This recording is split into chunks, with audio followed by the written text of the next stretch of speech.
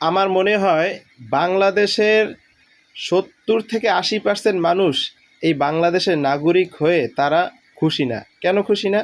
যেই দেশে থাকলে কোনো ভালো একটা কিছু পাওয়ার আশা করা যায় না, না পাওয়া যায় নিজের জানের নিরাপত্তা, না পাওয়া যায় কোনো কিছু পাওয়া যায় না। দেখুন বর্তমান যে অবস্থা, কারেন্ট কি পরিমাণ যাইতেছে, দিনের ভিতরে 24 ঘন্টার হয়তো বা আপনার 12 ঘন্টাই কারেন্ট থাকে না সারা দিনে। এত সমস্যা। বাংলাদেশে কোন দিকে সমস্যা নাই? সব দিকে সমস্যা, সব দিকে সিন্ডিকেট, সব দিকে আপনার আপনার সব কিছুতে নিতেছে ঠিকই, আপনার এই যে কারেন্ট বিল কত পরিমাণ টাকা নিতেছে, কিন্তু আপনাকে তারা ওইভাবে সার্ভিস দিতে পারতেছে না। এই জন্য বাংলাদেশে নাগরিক হয়ে মাঝে মধ্যে মনে হয় আমরা আসলে কেউই মনে হয় খুশি না। বাংলাদেশের নাগরিক 70 থেকে 80% মানুষ মনে হয় বাংলাদেশের উপর খুশি না, এটা আমার মনে হয়। আপনার কি মনে হয়?